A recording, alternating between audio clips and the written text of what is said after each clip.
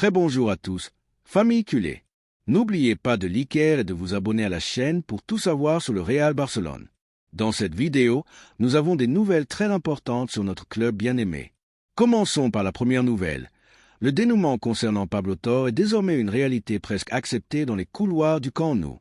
Depuis des mois, on sentait une certaine distance entre le jeune Cantabrique et le corps technique, et maintenant, la décision de chercher une issue définitive semble prise. En tant que culé, je comprends et je soutiens cette décision, non pas parce que son talent est remis en question, loin de là, mais parce que, réalistement, il y a des moments où il faut privilégier le bien collectif plutôt que l'attachement sentimental envers une promesse qui n'a pas abouti. Pablo est un joueur technique, avec une étincelle dans la dernière passe et une vision créative qui ne court pas les rues dans le football actuel. Mais pour une raison ou une autre, il n'a pas réussi à faire ce clic qui sépare les bons footballeurs des indispensables, et cela, au Barça, est absolument crucial. Ce qui lui a été offert, c'est du temps, des opportunités ponctuelles, un environnement qui respecte les jeunes. Et pourtant, il n'a jamais réussi à se consolider. Son prêt ne l'a pas propulsé au niveau supérieur, et son retour dans l'équipe n'a pas provoqué cet effet, mais voici que l'on attend d'un joueur qui veut gagner sa place. Lorsque l'on pense au profil dont le club a besoin pour avancer, grandir et rester compétitif tant au niveau national qu'européen, il faut penser à des footballeurs capables de faire la différence dès le premier moment. Pablo, bien que prometteur, n'a pas encore démontré être ce joueur décisif. Il ne suffit pas d'avoir de la qualité dans les pieds, il faut avoir de la personnalité, de la constance, de l'impact et une mentalité d'élite. Cela dit, il ne s'agit pas non plus de pointer du doigt le joueur. Son engagement a toujours été correct, son attitude professionnelle et son profil celui que beaucoup d'équipes apprécient. C'est pourquoi son départ peut être positif pour les deux parties. Pour le Barça, car cela libère de l'espace et des ressources pour renforcer des positions clés, et pour lui, car il peut trouver un environnement où le niveau d'exigence correspond mieux à son rythme de maturation. N'oublions pas qu'il existe des carrières qui nécessitent des chemins alternatifs pour atteindre le succès. Certains joueurs y parviennent dès le premier moment dans un grand club, mais d'autres doivent construire leur héritage étape par étape dans des équipes avec moins de pression, une marge d'erreur et où le focus médiatique n'est pas si écrasant. L'important maintenant est de clore cette étape avec élégance. Le club doit prendre soin de son image, non seulement vers l'extérieur, mais aussi vers l'intérieur, montrer que le joueur est respecté, que la porte lui est ouverte sans rancune ni reproche, avec la main tendue et avec la conviction que cette décision est prise par responsabilité et par vision d'avenir. Si l'opération inclut une clause de rachat ou un type de droit préférentiel sur de futures ventes, tant mieux. Ainsi, le club se couvre contre une éventuelle croissance explosive de Torre dans un autre environnement. Mais le plus important est qu'à partir de maintenant, l'institution commence à penser à des joueurs qui s'intègrent parfaitement au modèle de jeu et aux exigences tactiques du nouveau projet. D'un point de vue culé, je pense que ce type de décision reflète la maturité. Les temps où l'on accumulait des promesses sans direction définie sont révolus. Maintenant, il s'agit de construire un bloc solide, efficace et réaliste. Bien sûr, cela fait mal de laisser partir des joueurs à potentiel, surtout s'ils sont arrivés avec de grandes attentes, mais une entité comme la nôtre ne peut pas se permettre de s'accrocher à ce qui aurait pu être. Il faut agir sur ce qui est, ce que l'on voit sur le terrain, ce que chacun apporte dans le présent. Pablo Torre n'est pas devenu indispensable, et donc son départ est naturel et logique. Je pense également qu'il est opportun d'ouvrir ce débat aux fans culés. Que pensez-vous ? Pensez-vous que nous sommes trop durs en le laissant partir ? Pensez-vous qu'on aurait dû lui donner une saison de plus pour démontrer sa valeur ? Ou êtes-vous d'accord pour dire que son époque est terminée et qu'il est temps de laisser la place à d'autres profils plus constants et adaptés au rythme que exige l'équipe première ? Ce type de décision génère toujours une division d'opinion, mais l'important est d'en débattre avec respect, en reconnaissant le bon travail du joueur, mais aussi en acceptant qu'il y a un moment où il faut avancer sans regarder en arrière. Nous ne devons pas non plus tomber dans l'erreur de penser que tout jeune joueur doit être incontestable ou devenir une star. Certains sont destinés à avoir un rôle ponctuel, d'autres pas simplement, et d'autres triomphent dans des scénarios différents. L'important pour nous est que le club ait une feuille de route claire et que chaque mouvement réponde à un plan, et non à des impulsions. Si Pablo ne fait pas partie des plans du corps technique, il n'y a rien à forcer, et si son entourage voit également qu'il est préférable de chercher de nouveaux horizons, alors tout s'emboîte. Il faut lâcher prise avec intelligence. De plus, cette décision envoie un message clair au reste de l'équipe et à l'environnement footballistique. Au Barça, on valorise la performance et non les attentes. Le blason pèse lourd et seuls ceux qui sont prêts à le porter chaque semaine, dans chaque compétition, restent. C'est un message d'exigence, mais aussi de respect pour le maillot et l'histoire du club. Le projet a besoin de joueurs accomplis et non seulement de non-prometteurs. Pour toutes ces raisons, j'insiste, je vois d'un bon œil que Pablo Torre cherche une autre destination. Il peut encore avoir une grande carrière s'il trouve le bon endroit. Le club, de son côté, doit continuer fermement dans sa politique de construction d'une équipe compacte, avec des rôles définis et sans espace vide occupé par des noms qui ne se consolident pas. Il est préférable de laisser partir à temps que de regretter de ne pas avoir pris une décision à temps. Le meilleur reste à venir pour le club et pour lui, et ce futur, au moins pour l'instant, n'est plus connecté. Et vous, les culés, pensez-vous que c'est le bon moment pour que Pablo Torre dise au revoir?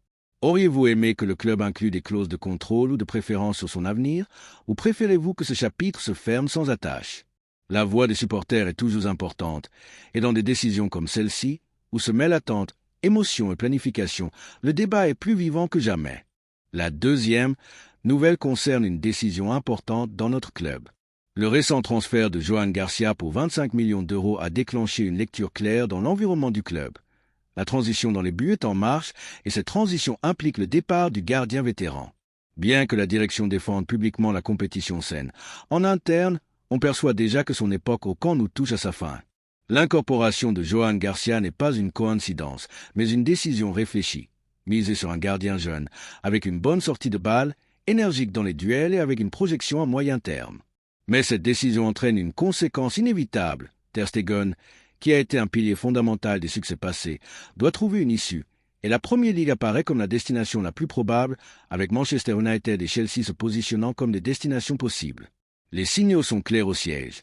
Il y a eu une analyse tendue sur la masse salariale, la nécessité d'un plan de relève et l'urgence de générer de l'espace pour de nouveaux investissements.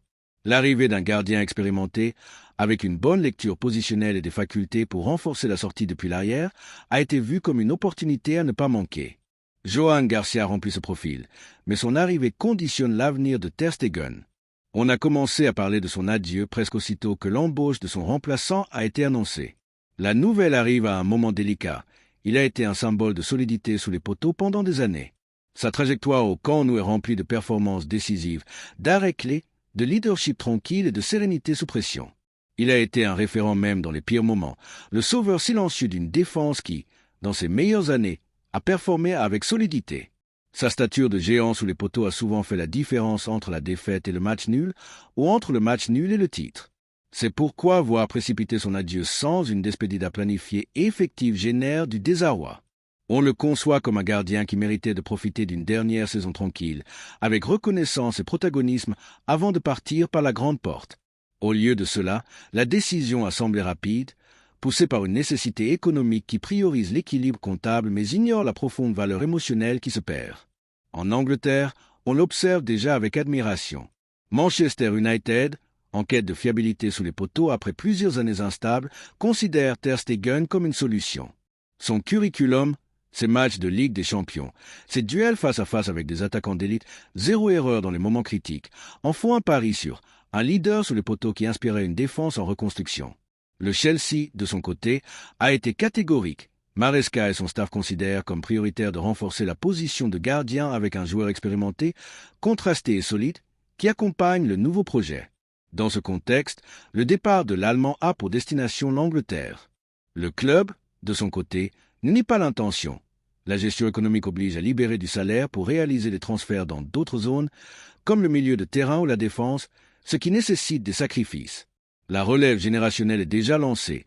Johan Garcia a le profil, la capacité et la marge de progression. Mais ce qui manque, c'est la sensibilité. Le débat n'est pas seulement numérique, il est aussi émotionnel. Peut-on remplacer un gardien de calibre mondial par quelqu'un encore en phase de formation sans affecter la compétitivité? Ou devons-nous donner une année de plus d'adaptation et dire adieu avec dignité à celui qui a tant apporté? La position de gardien n'est pas la même lorsque le gardien manque de l'aura que donne l'expérience. Les rotations se gèrent mieux lorsqu'il y a un leader pour guider le suivant. Johan Garcia, aussi bon gardien soit-il, fait face à une résistance naturelle. Il sera comparé à son prédécesseur. Si Ter Stegen part de manière abrupte, sans une transition en douceur, l'équipe et les supporters pourraient souffrir d'incertitude lorsque la sécurité et la personnalité émotionnelle qu'il a toujours offert sont altérées. Les supporters ont déjà réagi sur les réseaux sociaux et les forums. Ils imaginent un adieu sobre mais émouvant, un match d'hommage, un visage en dégradant, un résumé des arrêts épiques.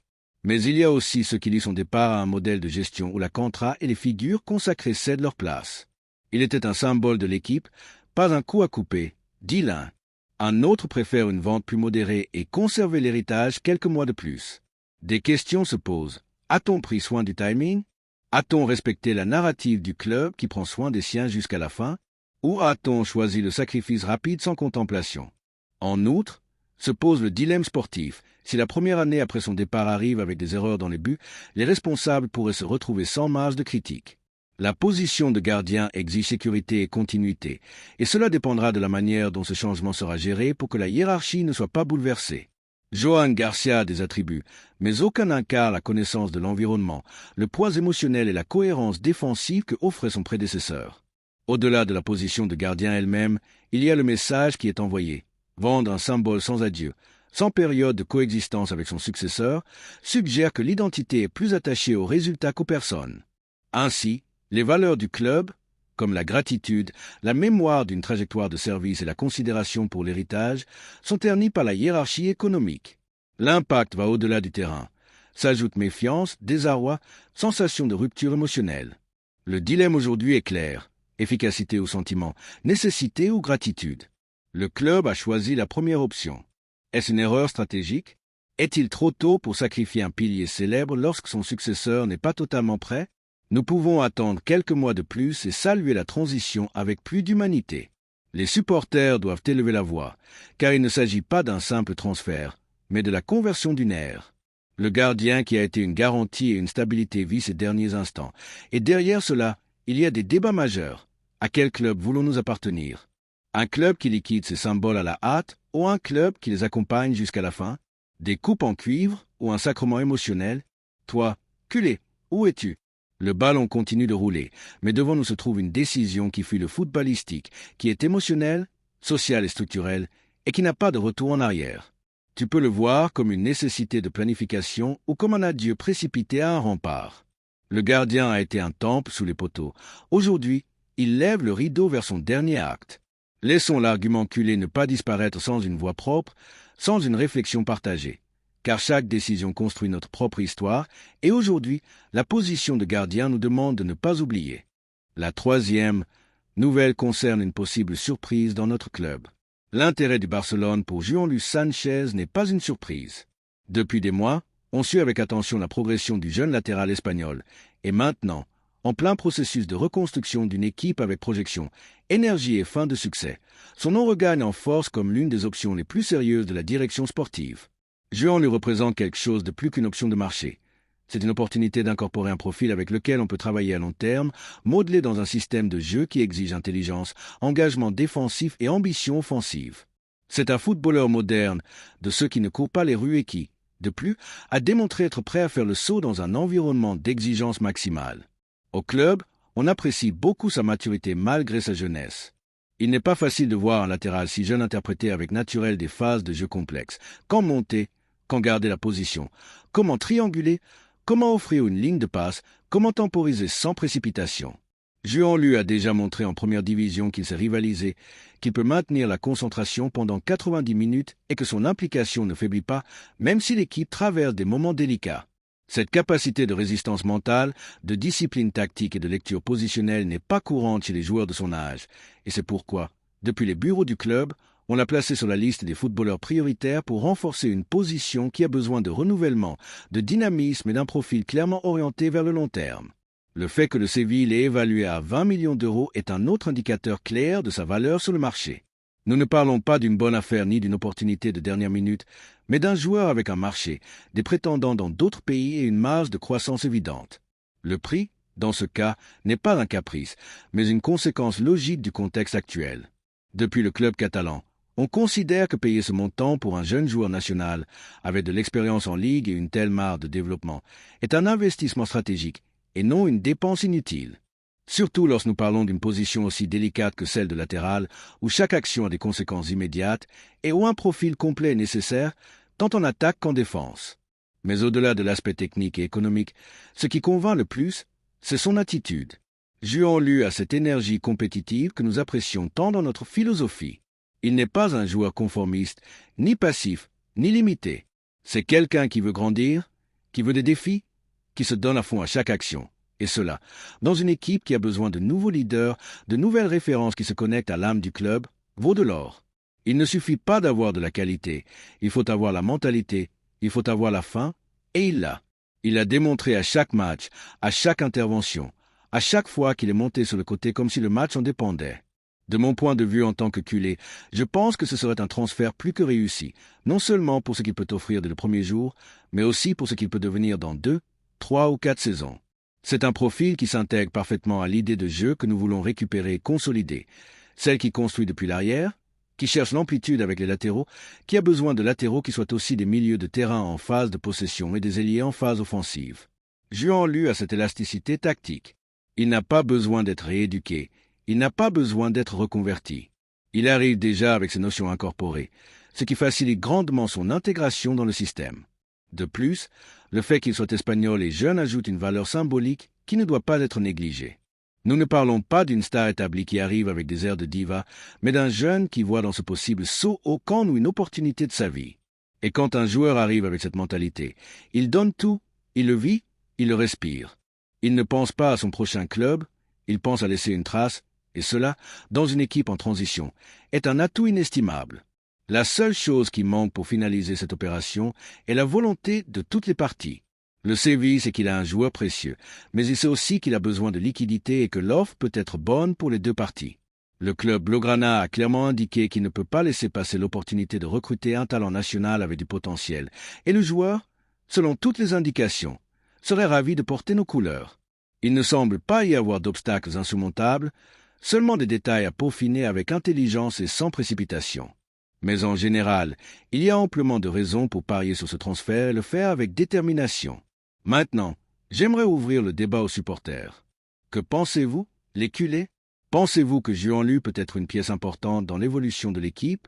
Trouvez-vous judicieux d'investir 20 millions dans un latéral prometteur ou préfériez-vous attendre un autre profil? Pensez-vous qu'il est préférable de miser sur de jeunes joueurs de la Ligue nationale plutôt que de regarder à l'étranger? Accordez-vous plus de valeur à l'engagement, au travail et au potentiel qu'à l'expérience immédiate? Chaque opinion compte, car le club, c'est nous tous. Personnellement, l'idée de le voir monter et descendre le côté du camp, de le voir grandir dans notre système, de célébrer ses passes décisives, ses fermetures défensives, ses connexions avec les milieux de terrain, m'enthousiasme. Je vois en lui une nouvelle énergie, un renouvellement nécessaire, une joie contagieuse, et je crois que si nous lui donnons l'environnement approprié, il peut être l'un de ces joueurs qui marquent une époque sans nécessairement faire la une tous les jours. Juan Lu Sanchez représente une opportunité réelle de renforcer avec discernement, avec une vision d'avenir et avec cohérence. C'est un transfert qui n'auront pas l'équilibre économique, qui ne soulève pas de doute sur son intégration tactique, qui n'apporte pas un risque démesuré. C'est un pari intelligent, de ce que l'on fait lorsque l'on pense au-delà de la prochaine saison, car construire une équipe compétitive n'est pas une question de rassembler des noms, mais de former un groupe avec du sens, de la faim, de la qualité et de l'âme. Et Juan Lu a tout cela. C'est pourquoi, depuis ce coin culé, je soutiens fermement son arrivée. Et toi, qu'en penses-tu? Les supporters, nous nous enthousiasmons pour Juan Lu.